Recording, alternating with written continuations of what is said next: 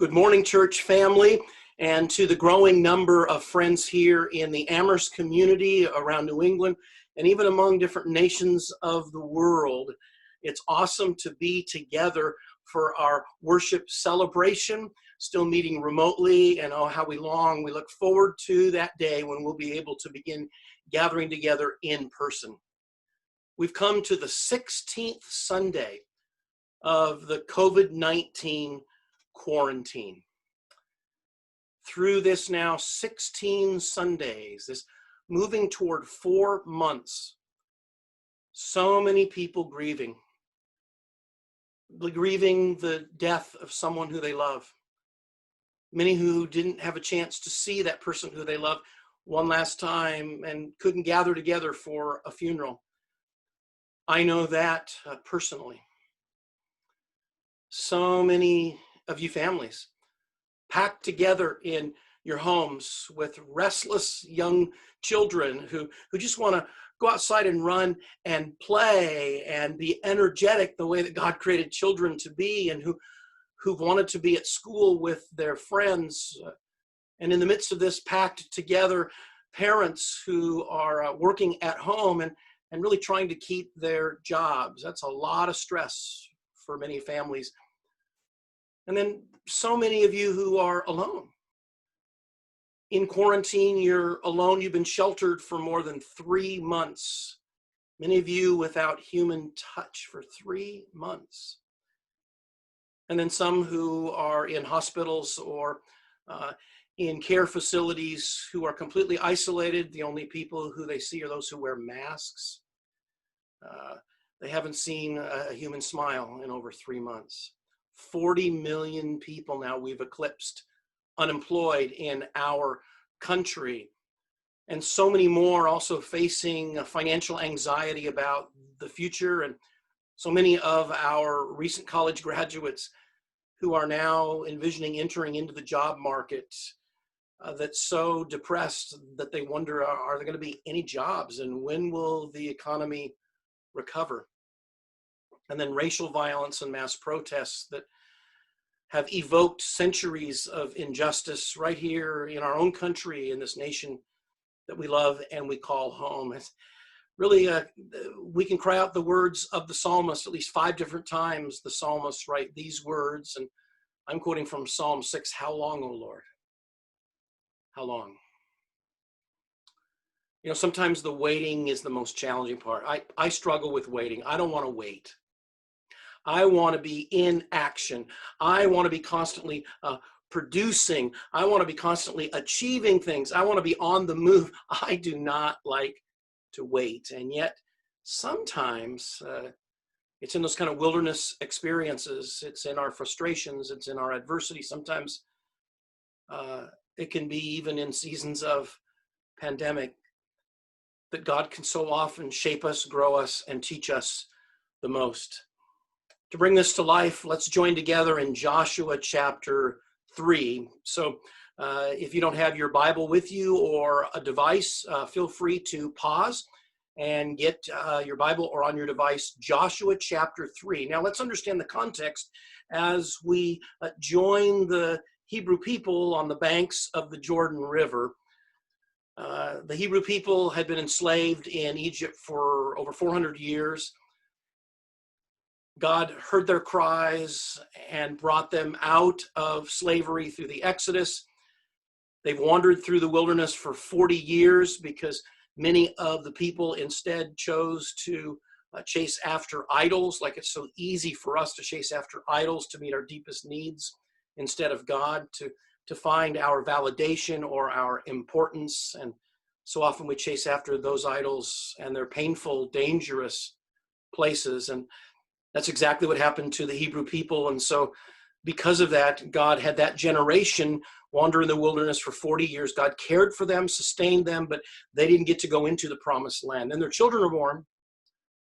And now it's the children of those who God had brought out of slavery and liberated through the Exodus and given the law at Mount Sinai and journeyed faithfully with. It's this next generation. And they're at the banks of the Jordan River. They're about to cross into the promised land. They've looked forward to this moment all of their lives. They've dreamed of it. They've heard about it. But they were filled with anxiety, because change always brings anxiety. Uncertainness about the future can make us so anxious and have fear of the future. It can be challenging facing the future. So let's join this anxious community of people who have a lot of similarities to some of the anxiety in our culture. Joshua chapter 3, join me in verse 1. Early in the morning, Joshua and all the Israelites set out from Shittim and went to the Jordan River, where they camped before crossing over. And then in verse 2, and they were there for 3 days waiting. Now, if you can imagine the panorama of this scene, it's a beautiful scene. It's breathtaking.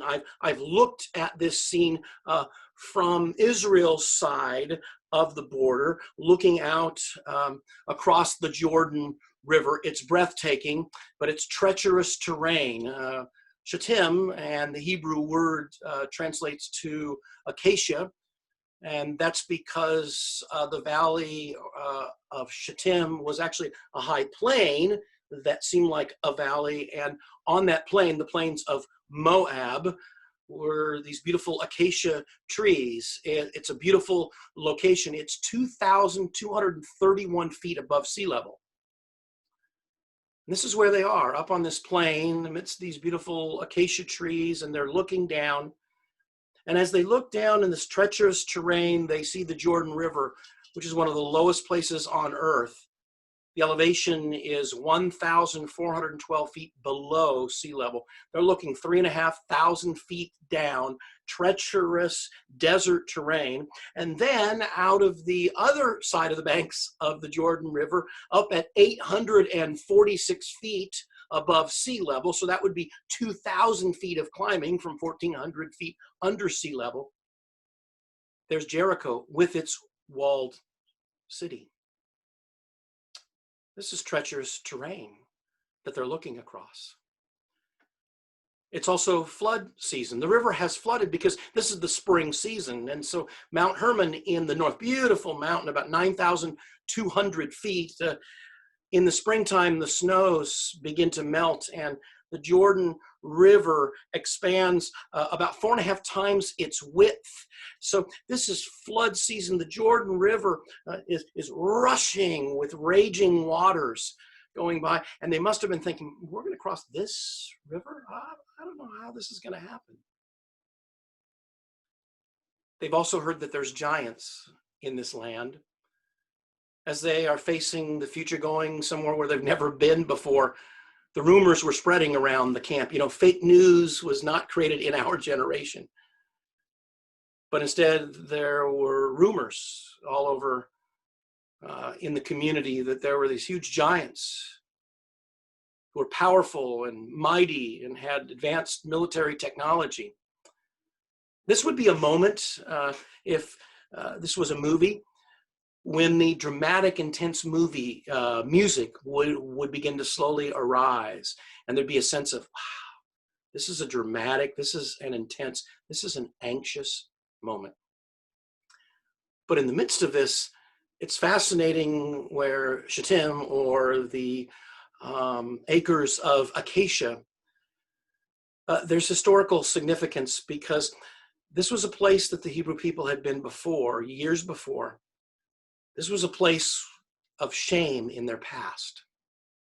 And that God's purposely having them camp here for 3 days before they go on this seemingly treacherous journey into the unknown.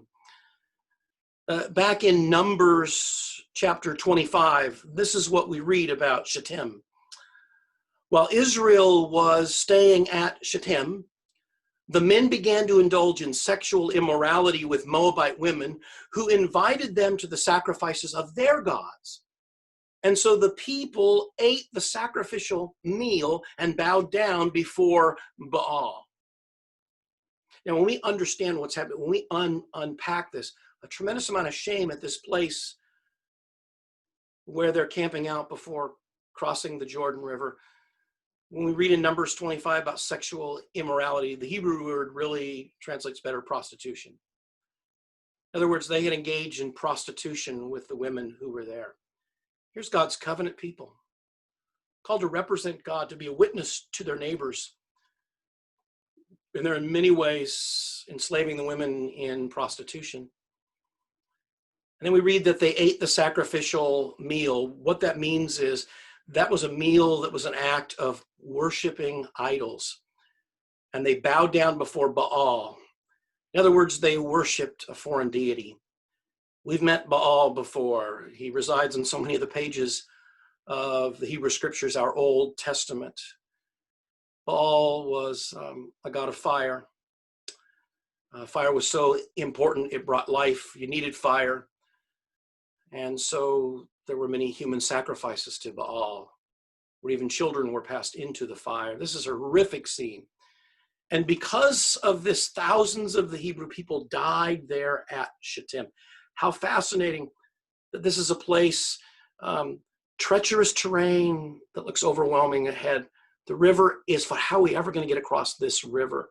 There's giants in the land, and this is a place where we've had shame in our past. Maybe we are in a season in the wilderness. Maybe we're waiting, and we're weary of waiting. And we feel like as we look into the future, we feel like there's giants in the land. And we feel like the path before us just feels so treacherous. How are we ever going to cross into the promised land that God calls for us, or the next season of our lives? We might be flooded with fears. And we might be at a place where we feel shame from the past. That our broken, depraved, damaged hearts and Satan's scheme would love to whisper to us, oh, you're filled with shame. God can't love you. How can you think about taking next steps and trusting God and following God? Maybe for some of us, this plays itself out in our moment, in our generation. In the midst of the coronavirus, we have fear about the future. Will life ever be the same? What will education be like? Will the economy rebound? Maybe because we're alone, we're especially vulnerable and susceptible to temptations or destructive thinking about ourselves, or a myriad of other things that when we're in isolation, when we're alone, we're most vulnerable. Maybe for some of us, we have anxiety, and because of that, it's immobilized us, and we can't imagine taking a next step, trusting God with the measure of anxiety that envelops us. And maybe for some of us, there's shame from our past, and we struggle to believe that God could really love us and even want us to walk in God's paths and for God to walk alongside us. But God prepares his people. When we move to verse 3, see how God begins to prepare his people over 3,000 years ago, and how God wants to prepare us in whatever wilderness that we find ourselves to take the next step into God's future for our lives. Verse 3, when you see the ark of the covenant of the Lord your God and the priests who are Levites carrying it, you're to move out from your positions and follow it. This is an amazing visual portrait to teach the people. What is the Ark of the Covenant? Probably most people in our culture know a lot more about the Ark of the Covenant from Indiana Jones films than from the Bible. But the Ark of the Covenant was this kind of strange, funky visual portrait. It was an object lesson. It was a teaching tool that God used. Much like in the New Testament and for the churches, communion elements are something that we see, we touch, we taste, we feel. It's a tangible reminder of God's presence with us and what Christ has done for us on the cross. Or baptism, for our baptisms, or when we celebrate, witness of baptism, it's a visible, tangible portrait of God's grace that Christ has poured out on the cross, that he was sacrificed and buried with our sins and raised from the dead so we might live raised, resurrected lives and have eternal hope. And so the Ark of the Covenant was a wood box that was ornately ordained, and it was 27 inches wide, 27 inches high, and 45 inches long. And this was a teaching tool that spoke about the past, the present, and the future. The Ark of the Covenant spoke about the past because inside of the ark were three primary objects. The first was Moses' staff. That's a strange thing to put in a box, Moses' staff. But remember, Moses' staff would cause the people always remember, oh, Moses' staff, that's what Moses put in the sea, and we crossed through on dry land, and God liberated us from our slavery. God has liberated us in our past. Just as for you and me on this side of the cross, Christ has liberated us in a spiritual exodus on the cross, so that we're no longer enslaved to our past or our shame, but instead we're liberated to be God's covenant, beloved, treasured people. Also in the Ark of the Covenant was the Ten Commandments. This was a reminder for the people that God had covenant with them, that they're God's covenant people. And when God makes a covenant, God never denies or breaks God's covenant. It's irrevocable. It's forever. And so it was a reminder that God has been faithful to his people to covenant with them in the past. Also within the Ark of the Covenant was some of the manna. I remember the manna. Every morning, the Hebrew people, there would be manna. And that's how God fed them, and God helped them to survive in the wilderness. This was a sign that God provided for them. And so this was a sign that in the past, God has been faithful to you in the past. Remember. But the Ark of the Covenant was also about the present. The Ark was a sign that God is with his people. It's like every time you look at that Ark of the Covenant that goes before you, that's in full view of everyone, it's a constant reminder, God is right here with you. Wherever you go, God was saying, whatever happens in life, God is saying, I'm present with you. I'll never leave you. I'll never forsake you. The past, the present, the Ark of the Covenant also looks toward the future, because the Ark of the Covenant would provide God's guidance for the people into the future. Notice in verse 3, follow it. You're not going to know where to go. You're going where you've never been before. You know what? Just follow the Ark of the Covenant. It will guide you. And here's the challenge for us. Do we follow Jesus today? Because the Ark of the Covenant in many ways is a portrait of Jesus, who liberated us on the cross, who through God's Spirit reminds us of God's commandments, who always provides for us and leads us into the future. Do we follow Jesus, wherever Jesus might call us to go?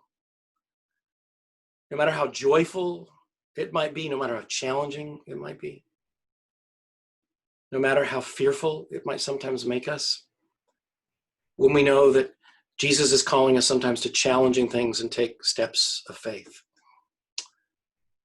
And so this gives guidance into the future. Look at verse 4. Oh, what comfort and what challenge this is for us. In verse 4, see, then you'll know which way to go. Follow the Ark, follow God's guidance, and then you'll know which way to go, because you've never been this way before.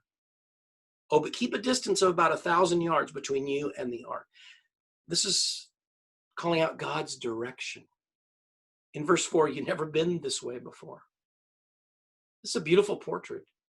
It's like saying, visualize the Ark of the Covenant. You've never been this way before, but see it.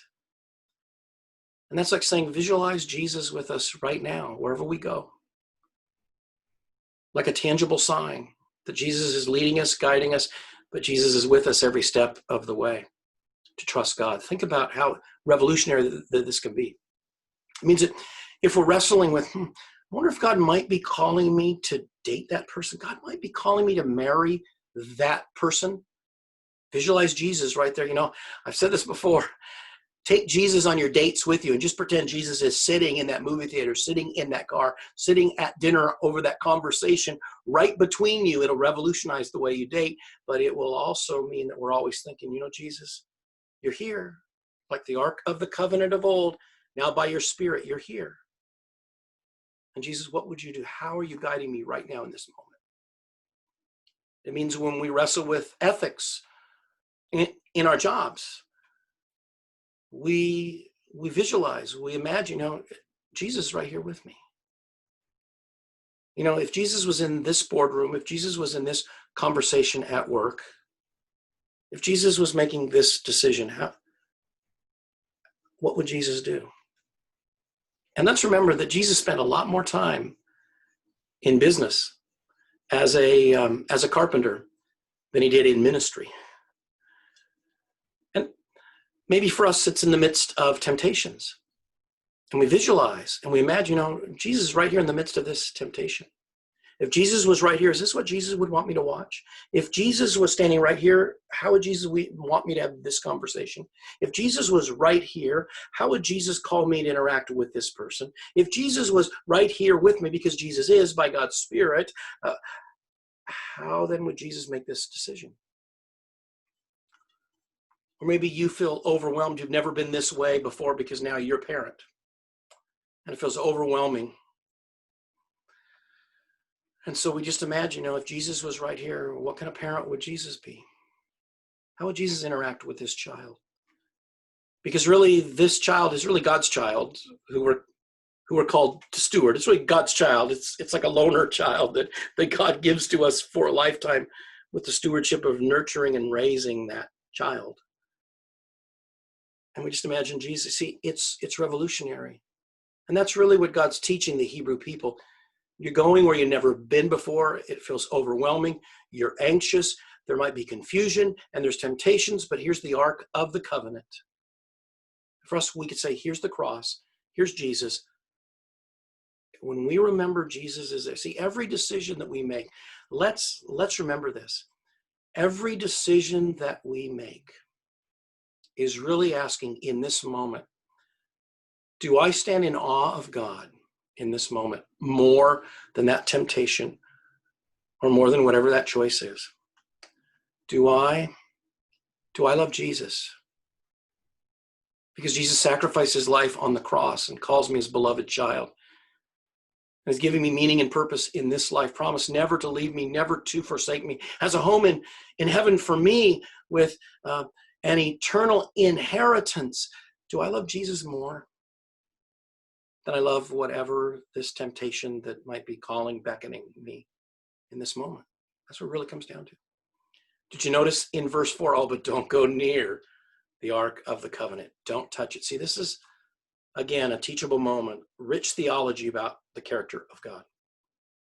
See, the fact that the Ark of the Covenant is present and people can see it, that is a sign that God is imminent. In other words, God's presence. God is here now. But when God says, but don't you go near it, don't you stay away from it. I think part of that is so you can clearly see it, and that can be your guide, that God will clearly be your guide before you. Front end load, make the decision first. I'm going to follow Jesus before we end up in whatever situation. But it's also a reminder that God is transcendent. Man, don't you just casually step into the presence of God. Remember, God is holy and pure and perfect. In other words, do we stand in awe of God? I stand in awe of you. Craig Moselle has no business stepping into the presence of God, except. See, because God is holy and pure and perfect and majestic, and although I'm created in the image of God, it's marred, it's damaged, it's tarnished. I'm sin sick. I have no business stepping into the presence of God.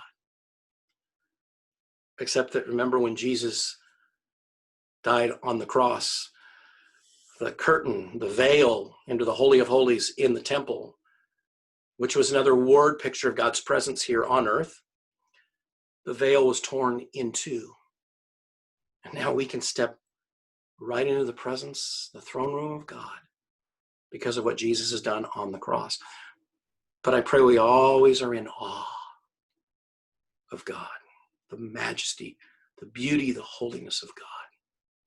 And because we have that reverence, that will guide every decision that we make. So how do we live this out in our everyday lives? What can I be doing today to help prepare me to follow Jesus for the rest of my life and to cross into whatever promised lands that God calls me to? Well, verse 5, then Joshua told the people, consecrate yourselves today For tomorrow, the Lord will do amazing things among you.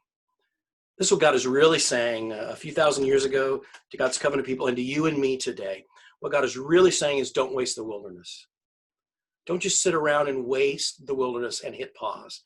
No, instead, prepare today. Consecrate yourselves today, because the decisions we make today, that will shape our future. When a student takes an exam, I'm sorry to the students who just finished the school year if this might evoke a little triggering about exams, but when students take an exam, really what happens with that exam, the score is really less about the moment that they take the exam. It's really about everything that's gone into that exam. Rather, they've studied and wrestled with the concepts and they're prepared for that exam. It's like when we, in the Super Bowl, with 9 seconds left and the quarterback goes back to throw a pass, if there's ever sports again, and the quarterback throws a pass and the receiver in the back of the end zone goes up and makes a great catch. And we're like, man, wouldn't it be awesome to be that receiver and make that catch? But let's also remember this, that the moment of that catch really was less about that moment. What it was really about, more than anything else, was years and years and years of dedication. In the stadium when there was no fans cheering, running wind sprints. When there was no one celebrating in the weight room, day after day, week after week, year after year, lifting weights. It meant that when there was no fanfare or watching hours of film to prepare for that moment. And so the same with us. When we come to those crossroad moments of our lives, when we make decisions in the midst of temptations, or when we have choices to make, or we choose whether we're going to trust God in a deeper way, it's really less about that particular moment, but it's really more about everything that went in to preparing for that moment. Consecrate yourselves today, and the Lord will do amazing things among us. Here's what's awesome. In verse 5, the word consecrate yourselves today. It's a translation of the Hebrew word kadosh. It simply means cut. A literal translation, would say, cut deep into yourself to prepare for what's to come. And the portrait is cut deep within to allow God to reveal what's really happening within our hearts and within our minds. Allow God's Spirit to cut deep. It means cut away those things that we know will lead us more easily into temptation, into the future, or allow our minds to then make foolish decisions and be out of tune with God tomorrow. It means to devote ourselves in the depths of our hearts, our mind, and our wills. So here's the real challenge. Will we waste the wilderness?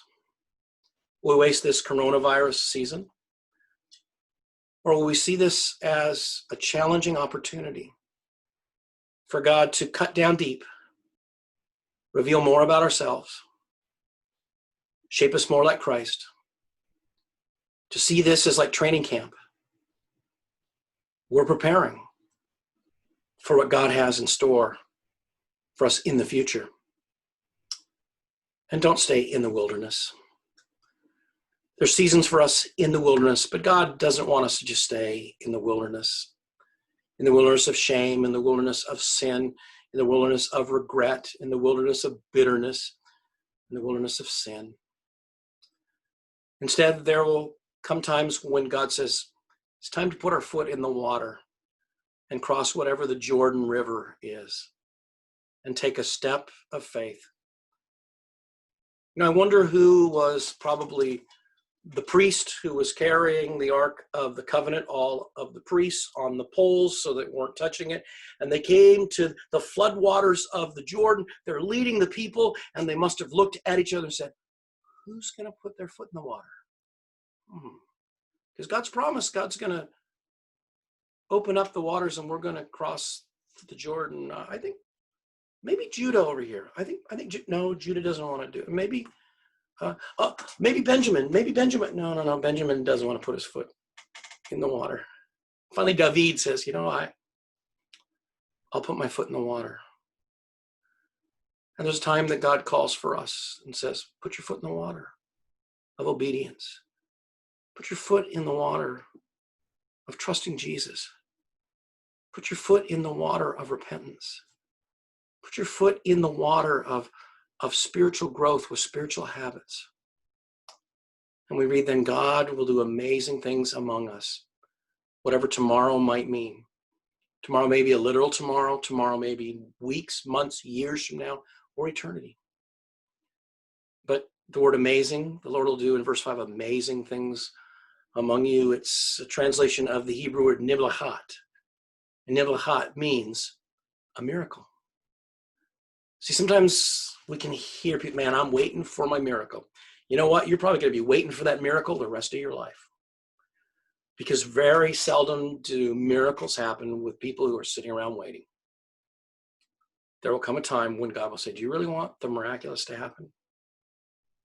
Do you really want to see amazing things happen? Do you really want to see the amazing thing of growth more like Christ?